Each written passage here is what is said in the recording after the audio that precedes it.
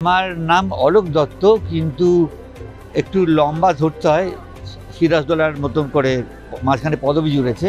কথায় আছে বাঙালির 12 মাসে 13 পার্বণ, আর ঠিক সেরকমই নিঃসন্দেহে বাঙালিদের কাছে একটা উৎসব হলো কলকাতা বইমেলা।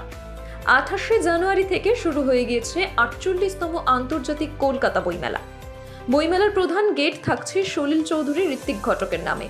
আর ঠিক যেমন কলকাতা আন্তর্জাতিক বইমেলার 48তম বর্ষ, তেমনই আবার সাহিত্যের ফেরিওয়ালা অলোক দত্তেরও বই ফেরি করে বেড়ানোর 50তম বর্ষ। সেই নিয়ে কি বললেন তিনি, শুনে নেব। আমার নাম অলোক দত্ত, কিন্তু একটু লম্বা ধরতে হয়, সিরাজদৌলার মতন করে মাঝখানে পদবি জুড়েছে।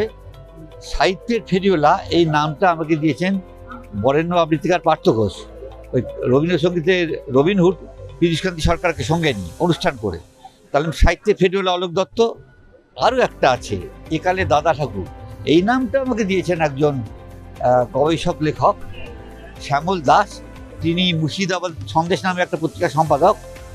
উনি আমাকে একটা ইন্টারভিউতে একালে দাদা ঠাকুর বলেছেন। তাহলে আমি একালে দাদা ঠাকুর, সাহিত্যের ফেরিওয়ালা অলোক দত্ত। সবাই তো স্টল করে বিকেছে, আপনার এই নতুনত্ব কিসের? কোথায় নতুনত্ব? দাদা ঠাকুর এইরকম করেছেন তো। দাদা ঠাকুর শরৎ পণ্ডিত, আমি ওনার মতন চেষ্টা করি, যতখানি পারি করি। এবছরের মেলায় নতুনত্ব কতটা কি দেখছেন? এবেলার নতুনত্ব হচ্ছে এই ছেলেমেয়েরা আঁকা বসতে পারেনি, তাহলে ওপেন স্টেজগুলো হয়নি। প্রত্যেক বছর ইন্টারন্যাশনাল বুক ফেয়ারে এই কলকাতার ইন্টারন্যাশনাল বুক ফেয়ারের ইতিহাসে প্রথম যেখানে বাংলাদেশি কোনো বুক স্টল নেই, কি বলবেন এই ব্যাপারে? হ্যাঁ, এটা নতুন। দেখুন, বাংলাদেশ তারা সিদ্ধান্ত নেবে আসবে কি না।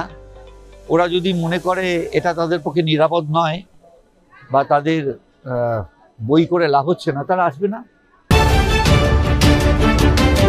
আপনারা দেখছেন এই বেলা বাংলা, শিরোনামে সবার আগে।